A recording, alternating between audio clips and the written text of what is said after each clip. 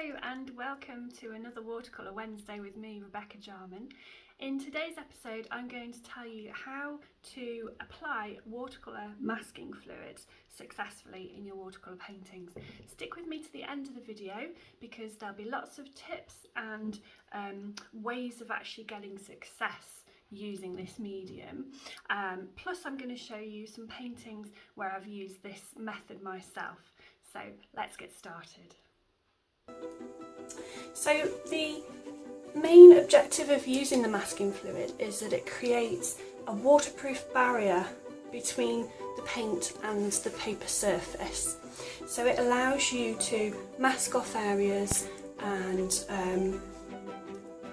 prevent paint from seeping into areas that you don't want it. So if you want highlights and details and things like that, this is the best product to use for that.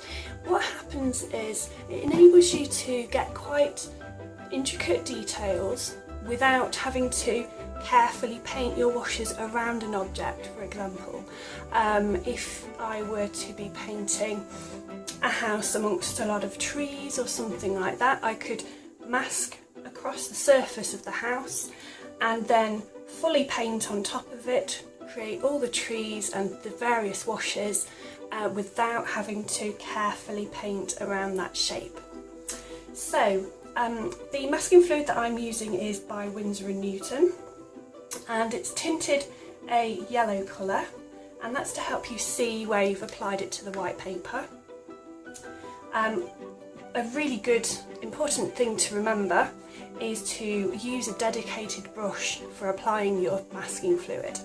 It can really damage the bristles as it's latex. It's a liquid latex that dries into a rubber consistency. So if you were to use your expensive watercolour brushes with a masking fluid, you can very quickly, very easily damage those bristles and not completely remove it from the brush. So it can be an expensive mistake to make. So that's my first tip for you guys. So use your dedicated brush, but also you can use other implements as well. So for example, I've got this pen nib here, so people can use this for calligraphy, things like that. Because it's metal, you can easily remove the masking fluid once it's dry. You just peel it off very, very easily. You could also use a credit card to create sharp, thin, fine lines. I'm also going to use some tissue paper to create some texture with it as well. So there's a lot of different things you can do. You can spatter it from a brush to create little speckles.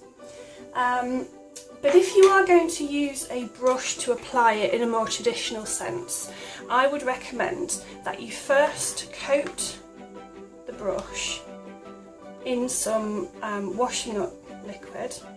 So make sure that it covers all the bristles, and also encourage the liquid to come up the ferrule of the brush as well, so that you don't get it gathering at the very bottom of those bristles there. That's where it kind of tends to do the most damage. So completely coat your brush. Once you're happy that that's done, then you can start using it. So I have my masking fluid here. Gently agitate it. What you'll find is the pigment that they've added to the fluid settles to the bottom, and what you don't want to do is vigorously shake it, because actually you'll get lots of tiny little bubbles and this will interfere with actually applying it to your paper smoothly. So the best way is just to agitate it gently, swish it about a little bit, and then you want to go ahead and dip your brush into the fluid. You don't want to go all the way up the ferrule, just apply it to the ends of the bristles, and then you can paint shapes. So if I paint a circle here. The other tip I've got for you while I'm doing this is that you don't want to play about with the fluid once it's on the surface of the paper, because what happens is it dries very quickly, and if I were to go across it again, as I would sometimes as I'm painting, you're tempted to do that, it starts to remove it from the surface, so you don't want to be doing that. So you can create shapes, you can create, obviously if you're just using the very tip, you can create lines. Just a really quick pause, folks. If you're enjoying my video and you're learning something from these techniques, then please like and subscribe to my channel. That way I get to reach more watercolour beginners like yourselves, and I can take them on their watercolour painting journeys too. Also, don't forget that this is part of a Back to Basics series, so if you've missed any of the episodes, then there's links below this video in the description box. Let's get back to the class. You want to regularly go back and apply the fluid. Rather than putting too much on your brush, just keep going back into the pot and apply a little bit more. So you can splatter with it, so I'm going to just tap down really firmly on the top of the brush there, and little specks come off. Now, it's gone on my table here, but it's not a problem because I'll just let it dry and it will rub away from the surface, it's fine. So you can do this splatter technique. I'm going to wash my bristles off now in water, and because I've applied the washing up liquid, it should come off quite easily. But you want to be really thorough and get all of that masking fluid off so that your brush is ready to use again next time. And dry that off. Okay, so that brush is absolutely fine. There's still a slight film of washing up liquid on there actually, so I'll give it a really good clean when I've finished my video. So that's the splatter. I'm going to show you now how to use the nib. So with a nib you can create really fine lines, but the way to do this is you can dip it as you did the brush into your liquid. You need to really get a good amount on there and encourage it to flow down to get extremely fine lines. The other thing you could use is, it doesn't want to come off my my nib. Why aren't you coming off today? Okay, so it doesn't want to come off. Right, let me just give it a quick wash and let's have a go, just popping it in some washing up liquid. I haven't used this nib for quite a while, so it might have a film on it or something. Let's give it a go now. So I'm dipping it right into my fluid, at the point dragging that liquid out. You can use a cocktail stick, that would do the same. You'd have to keep dipping that stick into your fluid. It's going to be very difficult for you to see this on camera, but once I paint across the surface you'll probably be able to see a little bit easier. So I've just made some very fine lines. This is really good actually for tree branches and vine bushes and things like that, twigs. So I'm going to give that a wash off now, and I want to show you how to use more of a sort of a texture that you might use with rocks or something like that, maybe sand even. So this technique requires you to tip or decant some of your masking fluid into a little pot or part of your mixing palette, and you want to use some tissue paper or kitchen paper. You could use a sponge, but screw it up and get some texture there, and then you want to dip that into your fluid, and then dab it down to the surface of the paper. You can be quite forceful with this, and try not to go over the same area more than once because you don't want to lift it back off. but a textured sponge, like a natural sponge, would work really, really well for this technique. And you just dab it down to the surface. I've also seen people use little rollers, decorating rollers, and you roll it into the masking fluid, then roll it across the surface of the paper. So if you wanted to create an entire area with lots of texture, then that would be a good technique to use. So what I have to do now is allow this to fully dry.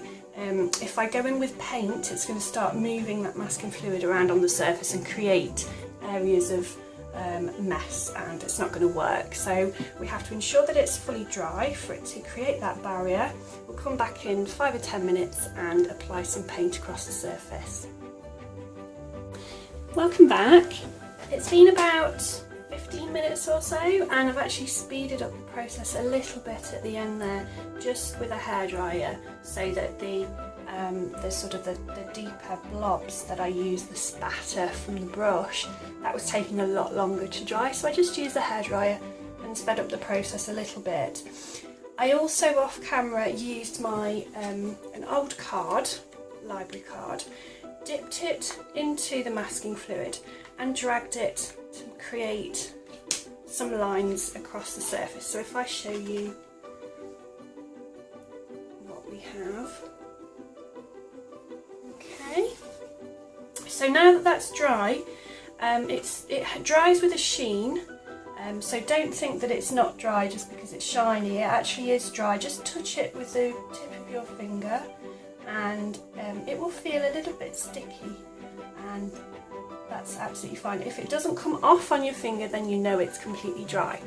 So what I'm going to do now is just take a brush. I have clean water, that's really important. The other jar of water I used to rinse off my implements that I dipped into the masking fluid.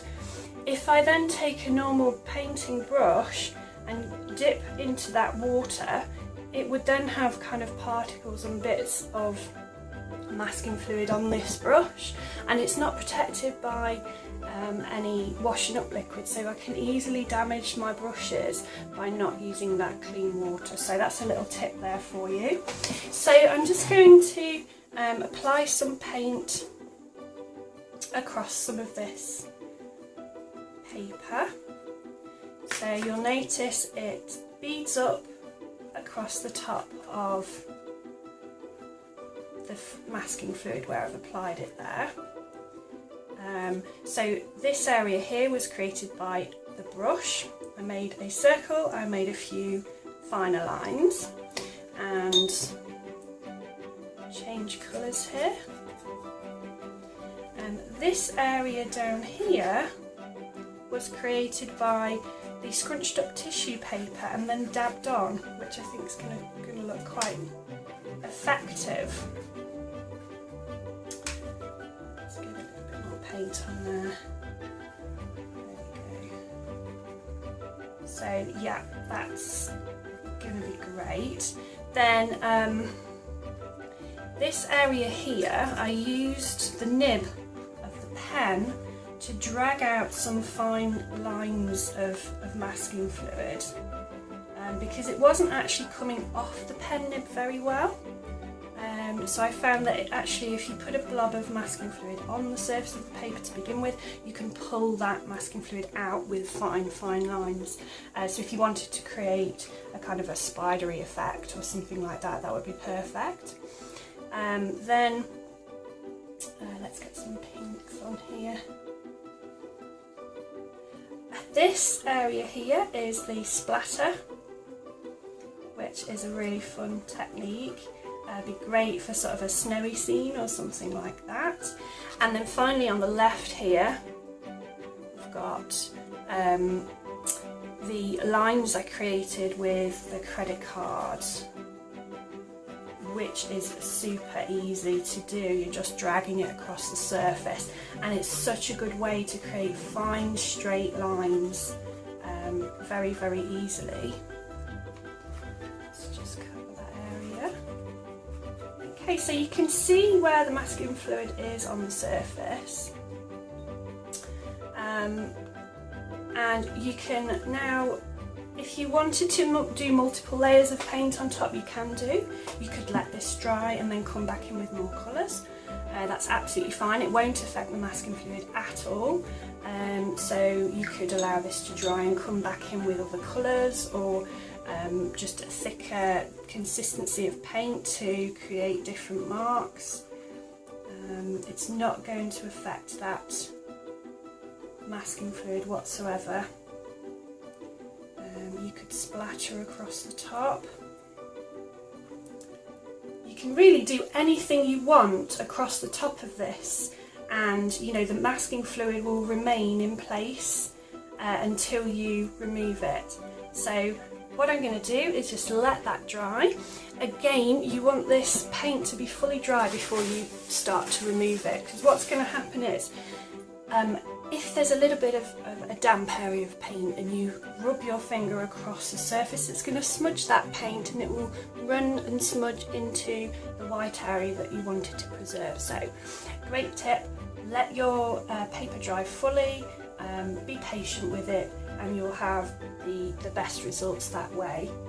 Also, I just wanted to mention, make sure that you fully secure the lid on your masking fluid pot. If any air gets in there, the whole pot will go off, so you don't want to do that. So you also, another tip is you don't want to leave the masking fluid on the paper for more than a few hours. There is a chance that it can stain the paper, and I've had people say that, you know, they've really struggled to remove the masking fluid from the paper if it's been left on for a day or two. The other tip that I need to mention is make sure that you're using a good quality watercolour paper. If you're using a student quality, the paper is more likely to tear when you come to remove it.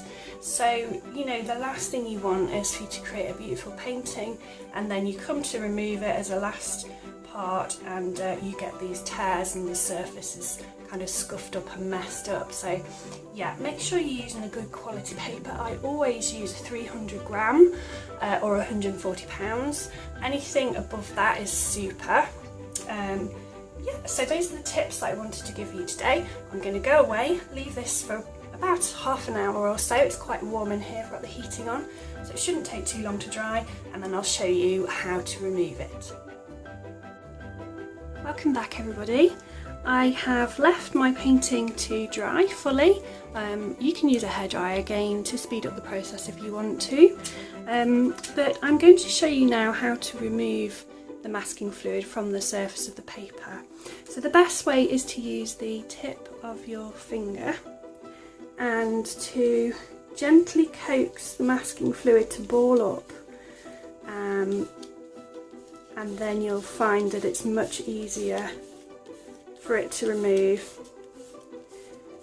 So I tend to start at the edge of the shape, put some pressure down. You can see that it's all starting to ball up there on the surface, and you sort of put pressure there, drag it down, and it will remove that nicely, and you're left with a lovely sharp shape. So just do that across the whole piece, making sure that you remove every little bit. There are implements you can buy for this. It looks like an eraser, but it's a textured sort of square rubber, and it picks up, you rub it gently across the surface like you are with your finger, and it picks up the masking fluid for you. So if you're doing a large area, for example, a big painting, and you're using a lot of masking fluid, you might consider using that instead of your fingers, because eventually it does begin to get a little bit sore. So yeah, just make sure you remove all of that masking fluid from the surface. You can tap the paper just to get rid of it all, and I think we're about there. So if I just recap what we have. So this circle here was created by a brush, as well as these marks that side. The lovely fine straight long lines this side of the painting were created by using a credit card and dragging it over the surface. These splatters were created with the brush, and these fine sort of spider-like marks were created using a nib of a pen. You could use a cocktail stick or something like that, that would work the same. And then these sort of textured areas here were created by bunching up the tissue paper and dabbing it into the masking fluid and then dabbing it onto the surface of the paper. So now hopefully you've got to grips with actually using masking fluid. I wanted to show you some of the paintings that I've created using the medium. So firstly, there's this cat watercolour painting, and I don't know if you can see, but I used it to preserve the white of his whiskers and his eyebrows too, and also some of the hair in his ears. So that worked out really well. Another painting that I did using the masking fluid was this lovely signet painting, and if you can see in the dark areas of the water, I have used the masking fluid to preserve the highlights reflecting on the water's surface. That worked really well because it would have been extremely difficult to paint around all those areas with a paintbrush, so that was really helpful in that painting. And in this particular painting I did some snowdrops, and there's lots of texture and lots of grass coming through behind the snowdrops. So if you can imagine, if I tried to do a blade of grass up to here and then gone, you know, and also the washes behind, it would have been quite difficult to create this effect without masking off those lovely white shapes before starting. So that was really handy in that painting. And finally, this little Christmas card that I created. So these patterns, the stripes, the little dashes and the dots were all created by using that masking fluid before applying the green paint. So yes, so I hope you've enjoyed today's video, and so thank you for joining me today for Watercolour Wednesday. Join me again next week for another Back to Basics watercolour class.